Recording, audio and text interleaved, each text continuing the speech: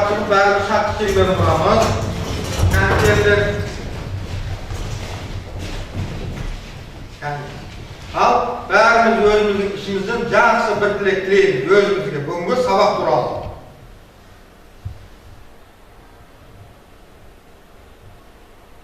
Al, balalar birinci özümden başlayın. Bugünkü sabahımız sәtті, жақсы, әдемі болып өтсін. Sabahımda жақсы өтсін. Ары қарай. Sabahımda sәтті. Sabahımda қызыл Sabahta besке оқы. Sabahta besке оқы сәттілік болсын. Саған sabahta бүгінгі sabahta саған сәттілік. Саған мықты болсын, саған жасау. Қыртып ойынды.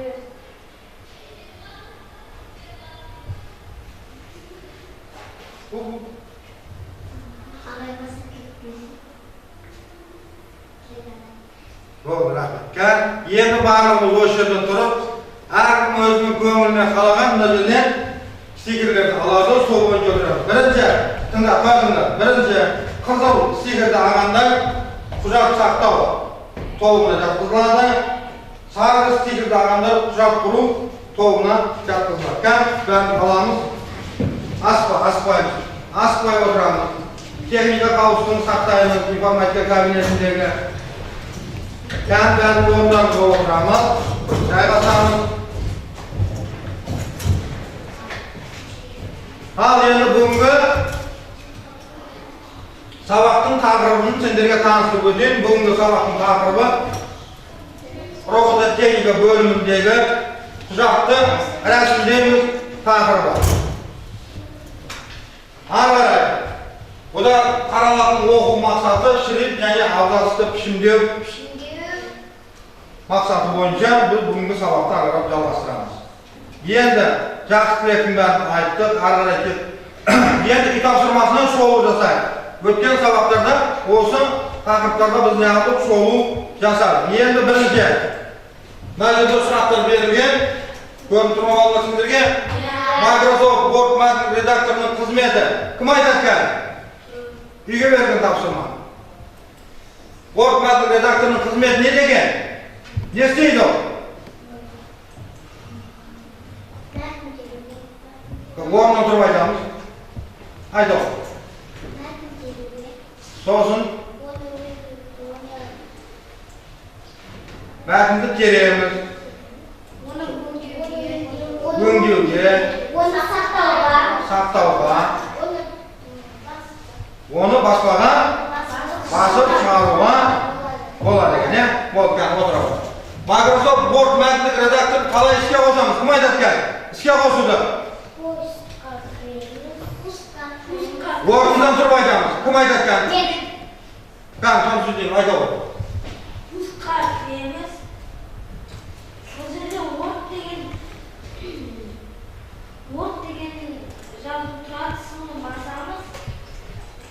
Содан кейін новый документ деген шығарды соны басып, не болмаса жаңадан құжаттар. Мені сол жерден Word мәтіндік редакторын шеттенен кейін оның ішіне не алады? Жаңа құжат немесе новый документ деген, соған шертіп біз Word терезесін ашамыз. Соңғы Microsoft Word бағдарламасында құжатты қалай сақтаймыз? Кім айтады? Құжат қай сақтайды? Құжат сақтау. Өткен сабақтарда өттік қой.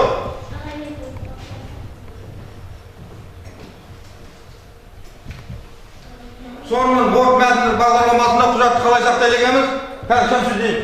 Шамсуддин, айтшы.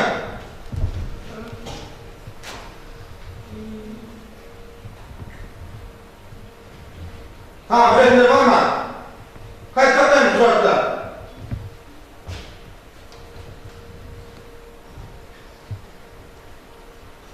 Файл мәзіріне кіреміз дедім. Сосын сохранить как деген барамыз. Имя файлға өзіміздің сақтайтын құжаттың атын жазамыз. Сөйтіп сохранитті басамыз. Болды. Отыра ғой.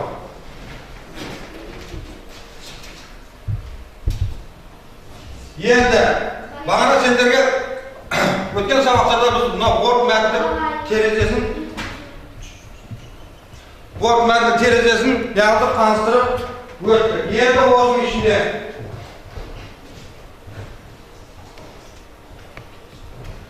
енді бізде бірінші не? Төбедегі не деп атаймыз дедік? Бірінші жолда. Как орнын отырып айтамыз, кім айтады? Айтады. Тақырып жолы. Тақырып жолы. Онан кейінгі екінші қатар мәзір жолы деді мына қатарда. Главный, вставка, разметка страницы, справка, вид, рецензирование деген бұның бәрі мәзір қатар болып табылады деген. Онан кейінгісі құрал саймандар бөлімі мына жерде тұр. Одан соң Пішімдеу жолы. Мына жерде жұмыс алаңы қай жерде бізде? Мына жерде не деп атаймыз? жұмыс алаңы. Жұмыс алаңы деп атаймыз. Ең соңғысы қалып күй қатары. Аймағы қалып күй қатары. Міне бұл негізгі біздің. Ал енді мына жерде балдар сол өткен осы Word мәтіндік редакторына байланысты біздерде шатасқан сөздер бар. Енді осыған жылдан сендер біледі деп ойлай, тез жауап беруге тырысамын. Орнама отырыңдар, ешкім сұламаймыз, қолымызды көтереміз. Айда ой. Мәтін. Түспеген, бәрі көреміз жатыратыңдар. Мәтін дұрыс. Екінші. Терезе дейді. Үшінші сөзіміз. Монитор. Төртінші пернетақта ең соңы шыққан екен. Міне, бұл біздегі өзімізге күнделікті пайдаланып жүрген сөздер екен. Бірақ бұны бізге шатастырып, шатасқан сөздерді беріп, енді қараңдар, бәріміз өзімізді осы Word мәтіндік редакторында кездеседі. Мәтінде кездеседі, Word терезесі де кездеседі, монитор бұл компьютеріміздің өзімізге пернетақта оған енгізуіміз шыққанмен, осының бары біз күнделікті пайдаланып жүрген заттар. Ал енді бүгін өткен сабақты пысықтап болсақ, бұл жерде маған жақсы жауап берген оқушылар да бар. Мен соларды жақсы деген бағалармен бағалап өтуім керек. Енді қарайтын болсақ.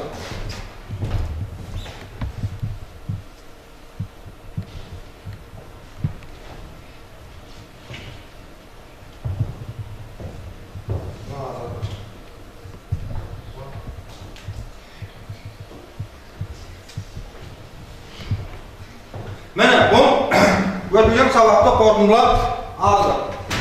Үй тапсырмасы. Енді жаңа сабақты бастаймыз. Білім шыңына өрлейді. Енді бізде өздерінде көріп осындар күнде. Енді міне, бәрін тақтаға қараймыз. Енді бізге қазақ тіліне Word мәтіндік редакторында біз қазақша мәтін жазу кезінде бізге керекті саймандар тақтасы. Түсінікті ма? Бірінші, мына жерде қарайтын болсақ, бізге тілдердің топтамасы беріледі.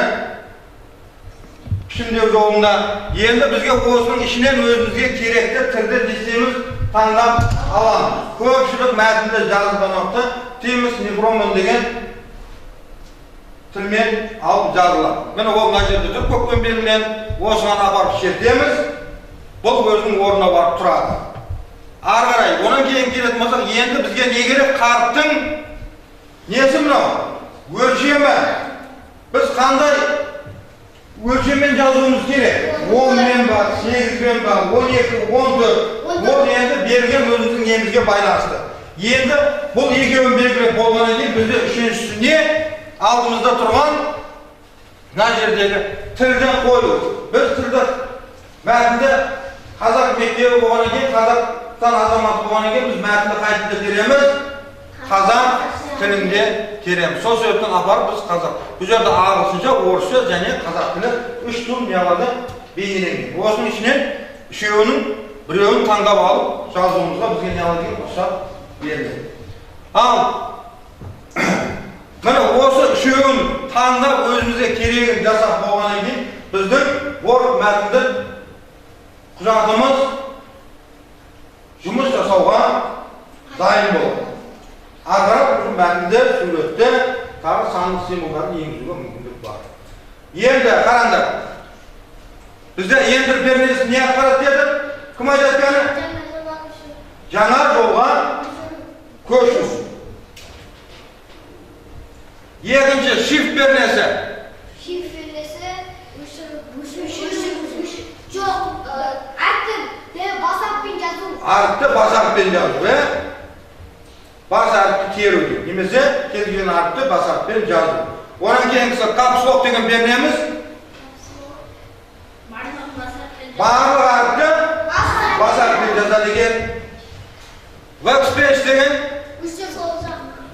бұл біздің жазылған мәтінімізде қате кеткен жерлерді солдан сол жақтан оңға қарай не алады? Өшіреді. Енді делетеміз, меңзердің оң жағында символ. Бұлай санатта оңнан солға қарай өшіреді осынша делете. Түсінікті ғой? Міне, бұл енді біздің пернетақта туралы бізге қажетті негізгі символдар.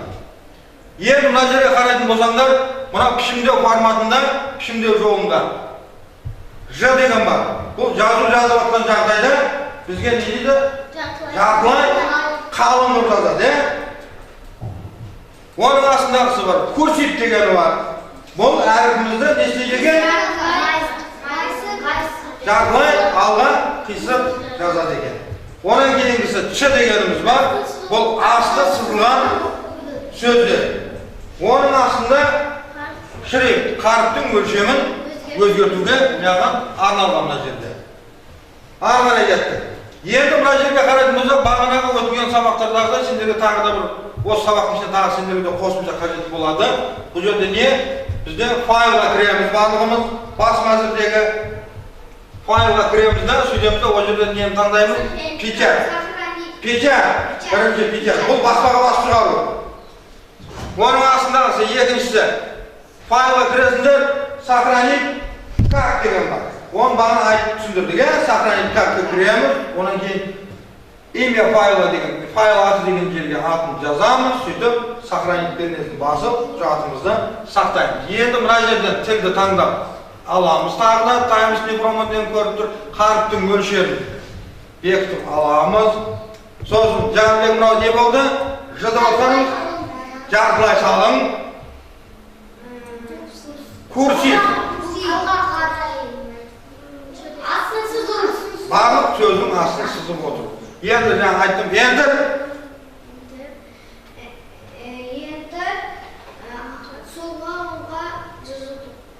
Келесі жолға көшу, shift бас әріппен жазу, капслок барлық сөздерді бас әріппен жазу, workspace солдан оңға қарай өшіреді, делеті оңнан солға қарай өшіреді. Мынау астында тұрған біздің тіл таңдау орны.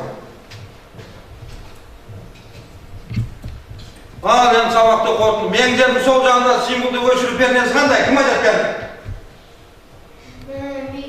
Меңзердің сол жағынан өшіру.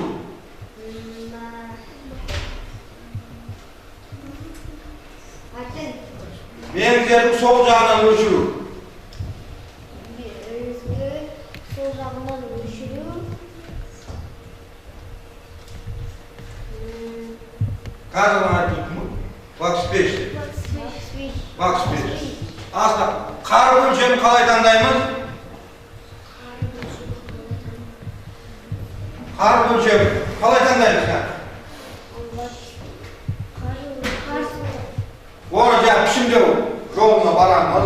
Сол жерден қаріптің өзі өлшемін көрсетілген орын бар. Сол жерден барып, теріп өзімізге қажетті қаріптің өлшемін алады алаларды екенбіз. Одан кейін бос орын пернесі қайсы екен? Кім көрсетіледі? Пернетақтадан. Бос орын пернесі ұзын, оның ортасында Pробel деп атайды. Қандай негізгі пернелер білесіңдер? Кім айтады? Қандай жаңағы негізгі пернелер бар? Қазір ғана өттік, айтып өттік барлығы.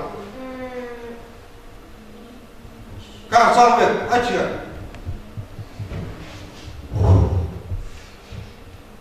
Перде. Перне. Enter, капсула, экспресс, электр,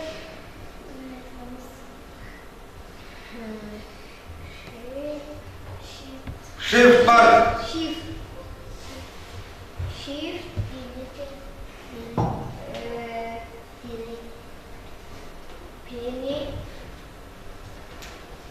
Болып отырады. Және делеті және пробел бар. Міне осылар қазіргі таңда бізге орт мәтіндерінде қажетті көп пернелердің бірі болып қалады екен, табылады екен. Құжатты қалай сақтаймыз енді? Сал, Мұрат қызы. Құжатты қалай сақтаймыз, Мұрат? Орындан тұрамыз. Қазір ғана айтып түсіндірдім. Файлға кіреміз. Сохранить как барып кіреміз. Сөйтіп. Одан соң файл деген документті жазамыз. Одан соң сохранитті басамыз. Сохранитті басамыз. Сөйтіп ол сақталады. Болып отырады. Міне, жақсы. Құжат құру тобы жақсы жауап берді. Топпен жауап берді бұлар қазір.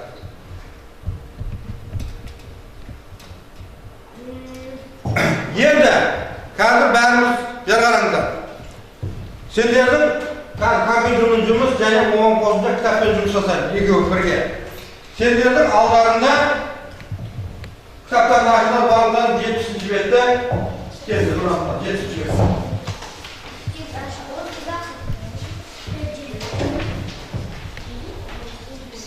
70-ші бетті ашылдар ма? Енді ашылдар, мына жерде бізге бірінші сурет берілген пейзаж деген. Бұл пейзаж деген сурет салу өнерінің бір жанры. Негізінен бұл пейзаждар табиғаттың келбеті неғылған қылғалармен салынады. Сурет бұл. Пейзаж. Бірінші сурет. Тұр, қарайтын болыңыздар. Бірінші сурет өзі екіге бөлінген, біріншісінде орман. Қыс мезгілі. Екеуі де қыс мезгілі ме? Екеуі де қыс мезгілі ме? Көктем бар. Екеуі де қыс мезгілі. Ал. Құжат сақтау бөлімі қыс мезгіліне, құжат құру бөлімі көктем мезгіліне сөз құрастырамыз. Әркім өзі құрастырады, жеке-жеке. Түсінді ме? Көктемде не болады? Қыстың күні мына суретке қараңдар. Қыстың күні мына торбайлар не істеп жатыр? Міне осылардың барлығын қазір қарап, әркім өзінің ойымен алдымыздағы компьютерге сол сөзді құрастырып не аламыз, жазамыз. Сіздерге 5 минут уақыт беріңіз. Жылдан тез.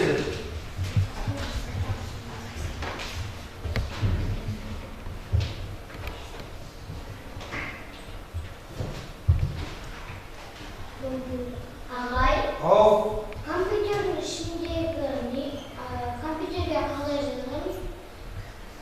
Бірінші сөзін ойластырып қойдың ба? Ойластырып қоятын болсақ, енді барлығымыз Word мәтін терезесін ашамыз. Қазір бәріміз пускқа барамыз, бағана айтқан барлығымыз Wordқа кіреміз. Новый документ.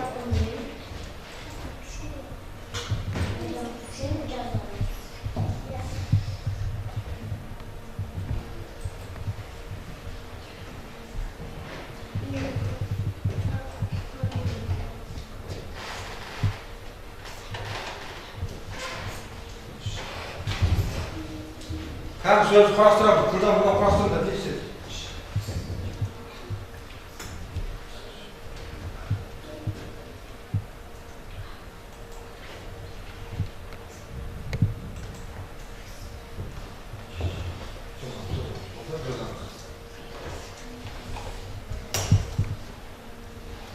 Кім құрастырып, өзінің ойын Surette ala деген, көрек surette ala.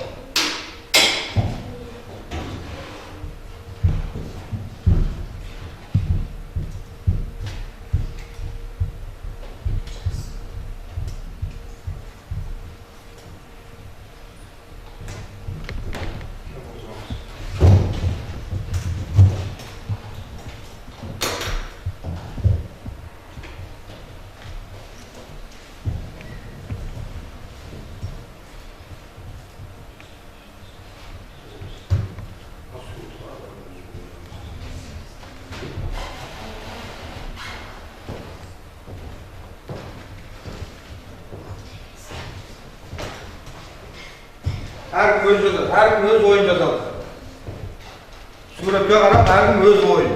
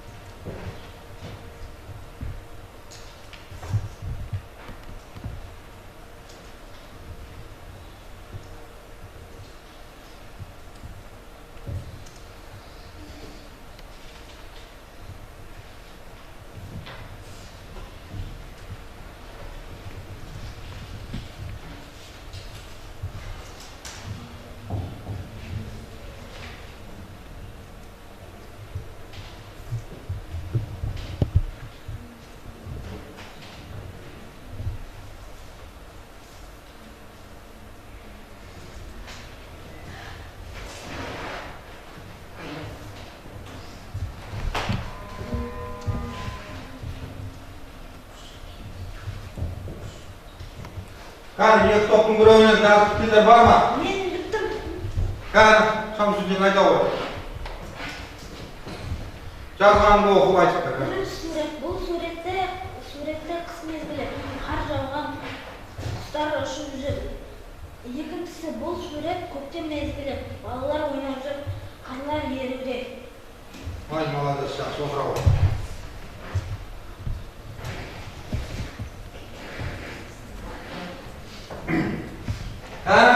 Құжат құру тобына. Кім жазған өзінің ойын? Кім айтатқан? Құжат құру тобына. Құжат сақтау тобы жақсы жауап берді.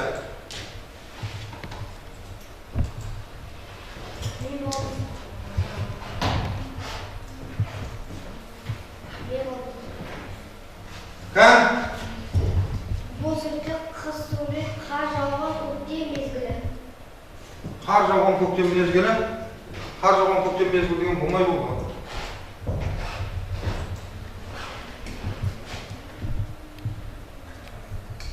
Болды.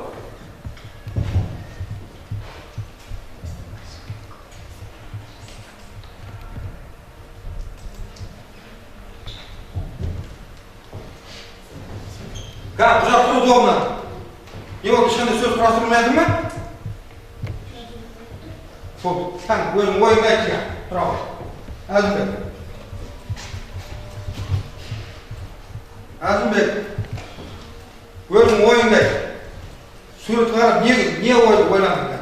Тұра ғой.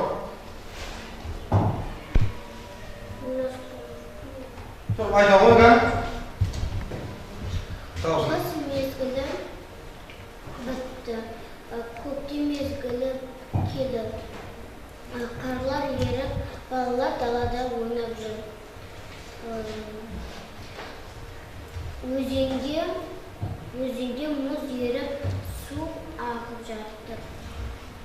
Молодец. Жақсы, өте жақсы. Керемет деген сөздер. Ал енді қараймыз бәрі балдар. Болды. Тоқтатамыз. Енді бәріміз тақтаға қараймыз. Тақтада мынаны көріп тұрсыңдар. Осы терезе сөзіне, от мәтіндік терезесіне қатысты біздер мына жерде бізге не берген сұрақтар берілген.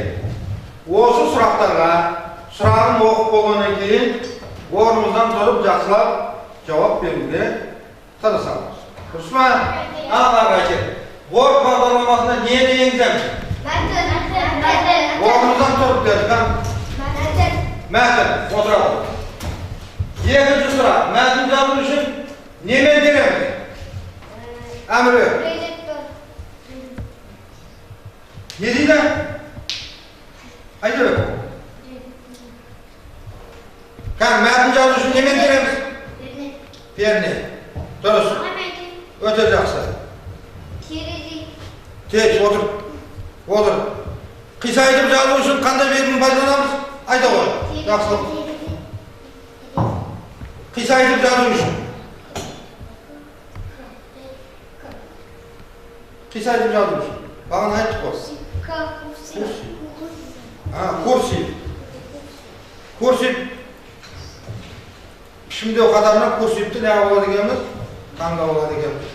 Енді бүкіл әлемдік бізде не бар? Компьютерға қатысты? Салбек.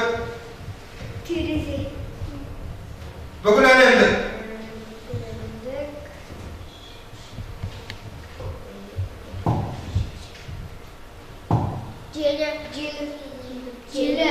Бүкіл әлемдік желі.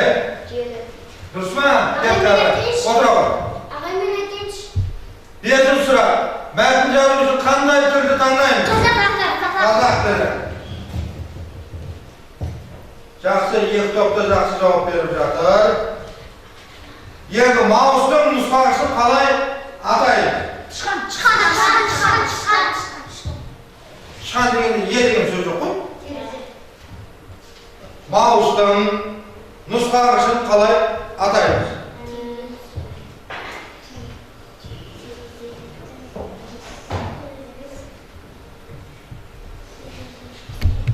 Маустың нұсқағышын қалай атаймыз?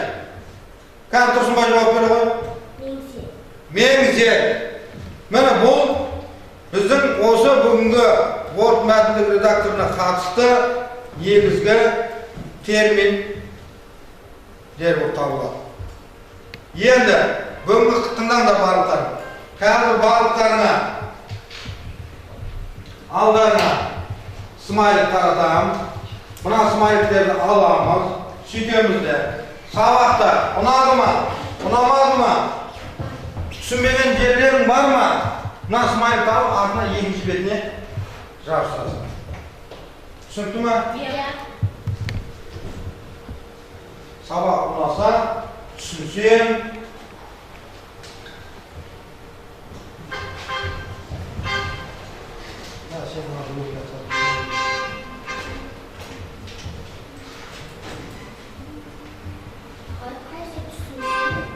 мынау жақсы түсіндім деген сөз. Мынау түсіндім, мынау жаңағы онша түсінбедім деген сөз. Түсіндік ма?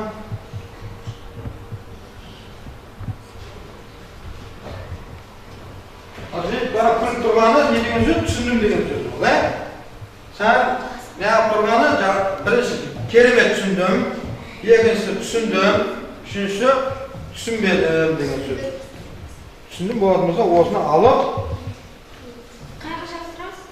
артына. Бәріңе жетті ма? Ешқайда тапып жүрсіңдер ма?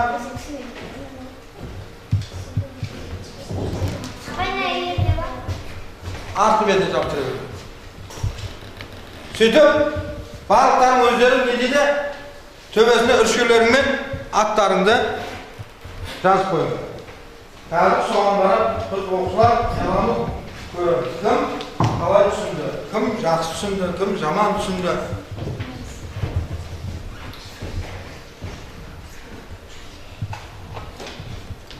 Аттарын жазып қойыңдар болды.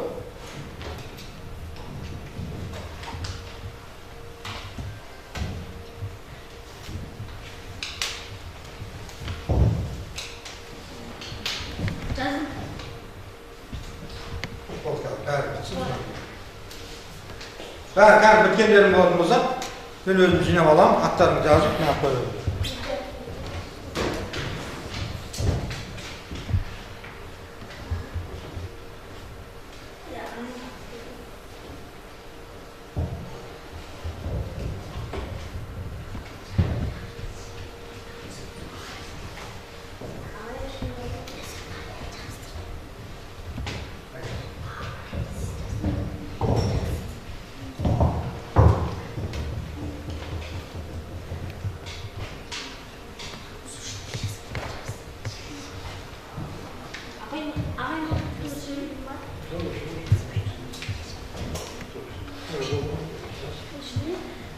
Bugün sabah Osman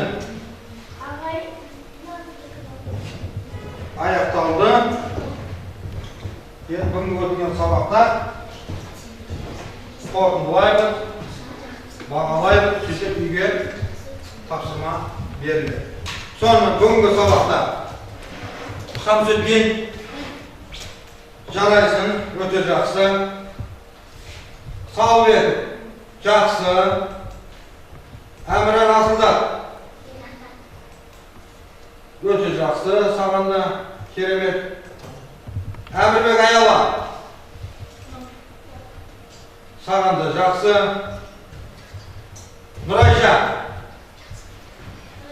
жақсы. Әмірбек Жаслан жақсы, сағанды. Балнұр кім Балнұр? Жақсы сағанды. Алтынай